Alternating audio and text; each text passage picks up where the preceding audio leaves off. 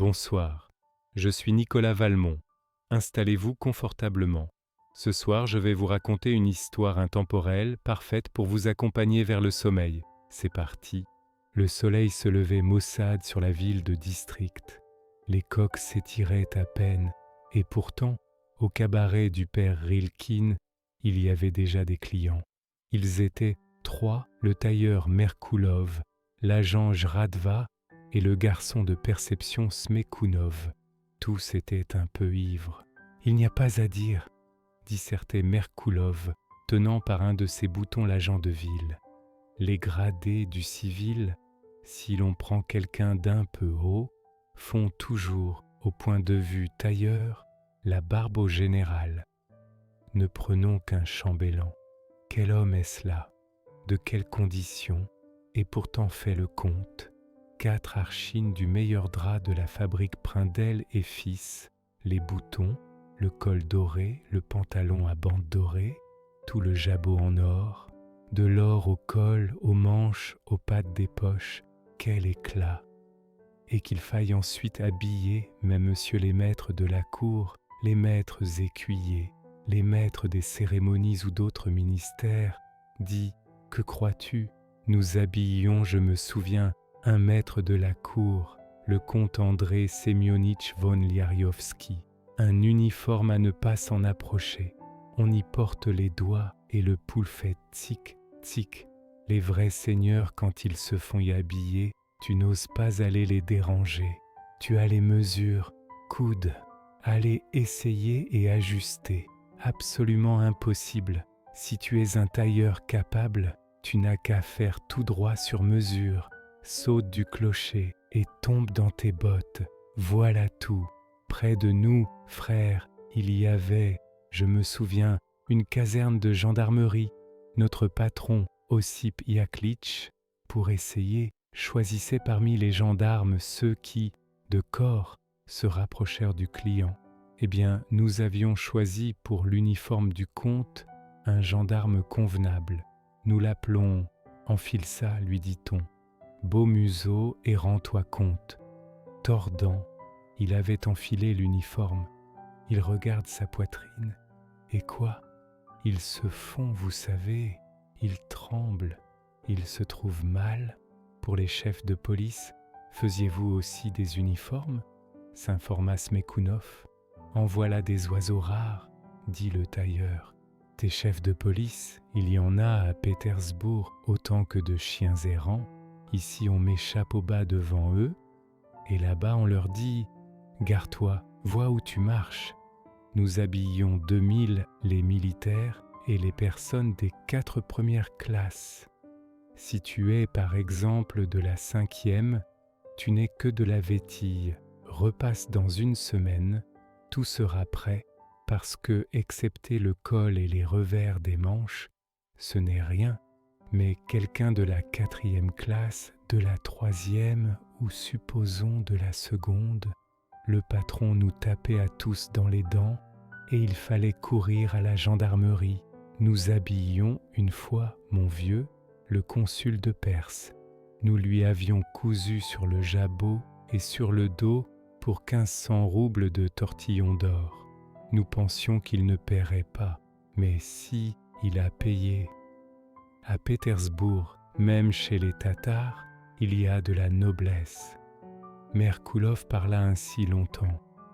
Sous le poids de ses souvenirs, vers 9 heures, il se mit à pleurer et à se plaindre amèrement de la destinée qui le reléguait dans une petite ville uniquement remplie de marchands et d'artisans. L'agent de ville avait déjà mené 2 personnes Sarapolessi au violon. Le garçon de perception était allé 2 fois à la poste et au bureau et en était revenu. Et Merkoulov se plaignait toujours. À midi, debout devant le sacristain, Merkoulov se frappait la poitrine du poing et marmonnait « Je ne veux pas habiller des mufles. Seul à Pétersbourg, j'ai habillé le baron Sputzel et MM. Les officiers, éloigne-toi de moi, calotin à longue robe, que mes yeux ne te voient plus, éloigne-toi de moi. Vous vous êtes fait une haute opinion de vous-même, Trifone Pantéléitch, observa le sacristain. Bien qu'artiste dans votre corps d'état, vous ne devriez pas oublier Dieu et la religion. Arius, comme vous, s'était fait une haute opinion de lui-même, et il est mort d'une mort ignominieuse. Vous en mourrez aussi. Eh bien, j'en mourrai. J'aime mieux mourir que de faire des sarraux. Dehors, on entendit soudain une voix de femme. « Mon anathème est ici ?» demanda-t-elle. Et la femme du tailleur, Axinia, femme âgée, les manches retroussées et le ventre bridé dans sa jupe, entra dans le cabaret. « Où est-il, l'idole ?» demanda-t-elle, examinant d'un air malveillant les consommateurs. « Va chez nous, dit-elle à son mari, que le diable te crève. Un officier te demande. »« Quel officier ?» demanda Merkoulov, écarquillant les yeux. « Le diable le sait. Il dit qu'il vient pour une commande. » Merkoulov de ses 5 doigts se gratta le nez, ce qui était signe chez lui d'une extrême surprise, et bredouilla. « Ma femme a la berlue. Il y a 15 ans qu'on n'a pas vu une figure honnête, et tout à coup à présent, un jour maigre, un officier avec une commande.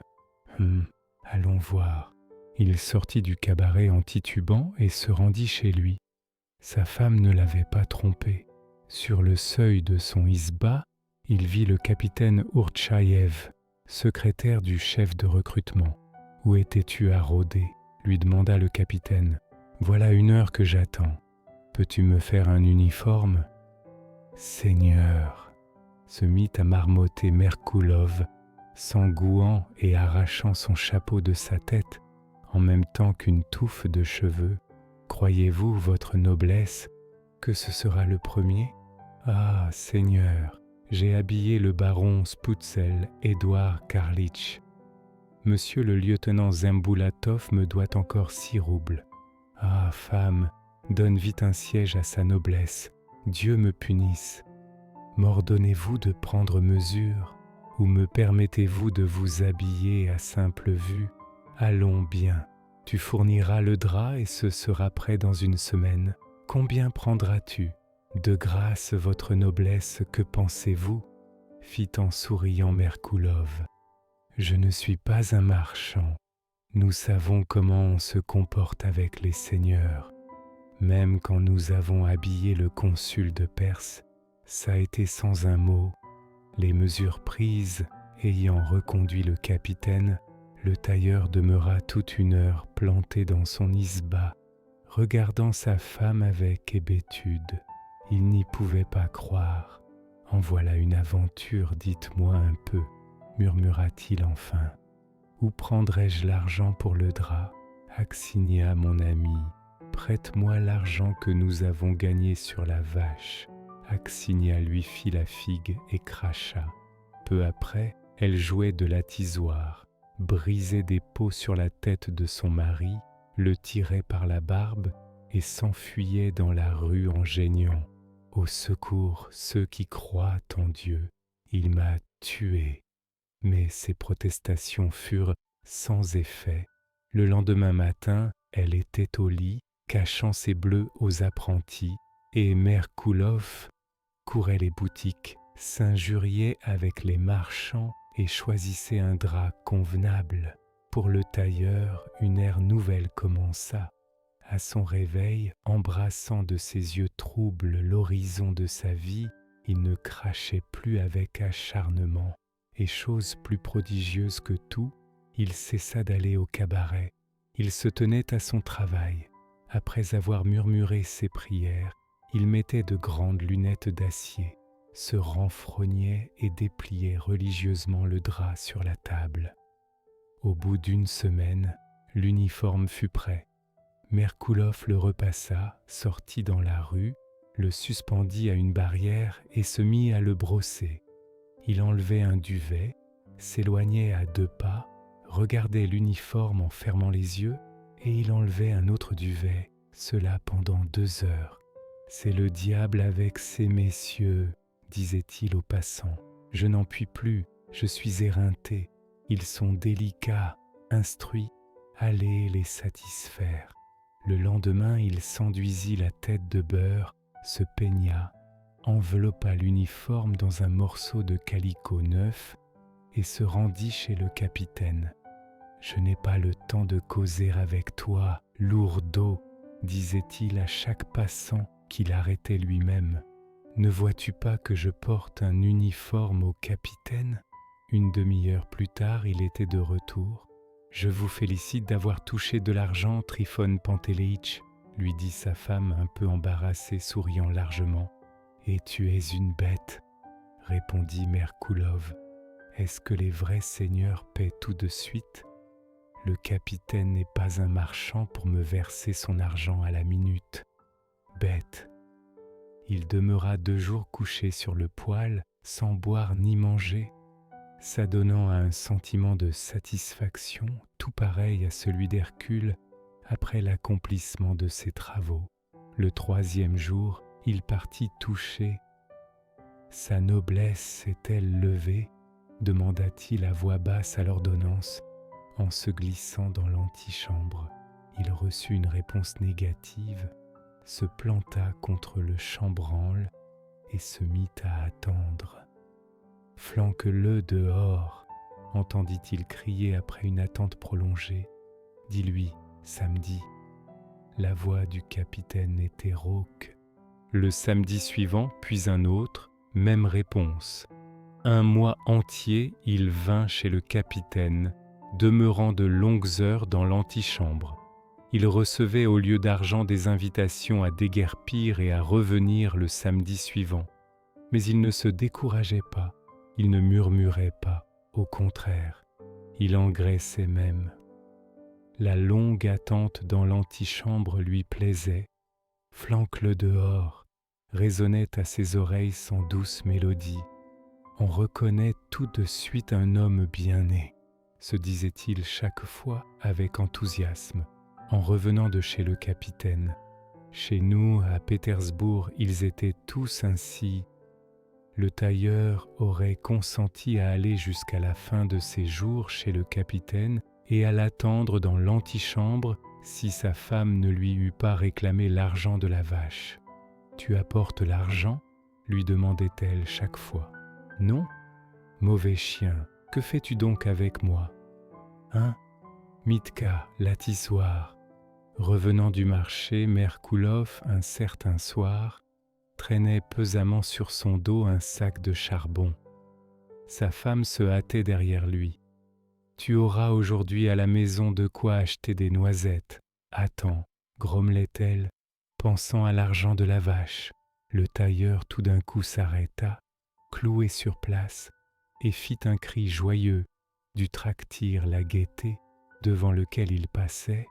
Un monsieur en chapeau haut de forme sortait précipitamment, la figure rouge et les yeux allumés. Une queue de billard à la main, nu-tête, les cheveux en désordre débraillés, le capitaine Ourchaïev le poursuivait. Son nouvel uniforme était blanc de craie, une patte d'épaulette déjetée. Il manquait 3 boutons à la poche de derrière. « Je te forcerai à jouer, tricheur !» criait le capitaine, brandissant la queue de billard furieusement et s'essuyant le front. « Je t'apprendrai, simple brute, à jouer avec les honnêtes gens. Regarde un peu, sotte !» murmura Merkoulov, poussant sa femme du coude et riant. « On voit tout de suite quelqu'un de noble. Qu'un marchand fasse faire un habit pour sa sale tête de moujik, il le portera 10 ans sans l'user. Et celui-ci a déjà éreinté son uniforme. Il n'y a qu'à en faire un autre. Va lui demander ton argent, lui dit Axinia. Que penses-tu, bête, dans la rue? Tais-toi. » Il eut beau résister, sa femme le contraignit à aller parler d'argent au capitaine furieux. « Va-t'en, répondit le capitaine. Tu m'ennuies. Je comprends votre noblesse, dit Merkoulov. Je ne demanderai pas, mais c'est ma femme, un être sans raison. Vous savez vous-même quel esprit il peut y avoir dans leur tête de femme. Il y a longtemps, je te dis, que tu m'as ennuyé, hurla le capitaine, écarquillant sur lui ses yeux troubles et avinés. « Ôte-toi de là. Je comprends votre noblesse, dit le tailleur, mais c'est rapport à ma femme, parce que, daignez le savoir, l'argent était celui de la vache. Nous avons vendu notre vache au Pope, le père Judas. »« Ah, tu vas encore parler, vermine » cria le capitaine. Il déploya le bras, et vlan ! Le charbon dégringola de sur le dos de Merkulov. Le tailleur vit 1000 chandelles. Son chapeau tomba de sa main. Axinia fut stupéfaite. Elle resta immobile 1 minute, comme la femme de Lot changée en sel. Puis elle avança et regarda timidement son mari. À sa forte surprise, un sourire béat nageait sur son visage. Des larmes brillaient dans ses yeux riants. « On voit tout de suite les vrais messieurs, » murmura-t-il. « Des gens délicats, instruits. Ce fut exactement de même au même endroit quand je portais la pelisse du baron Sputzel, Édouard Karlitch. Il allongea le bras et vlan. Et monsieur le sous-lieutenant Zimboulatov aussi. J'arrivai chez lui. Il se leva et de toute sa force vlan. Ah, femme, mon bon temps est passé. Tu ne comprends rien. Mon temps est passé. » Merkulov fit un geste désespéré. Il ramassa le charbon et se traîna chez lui.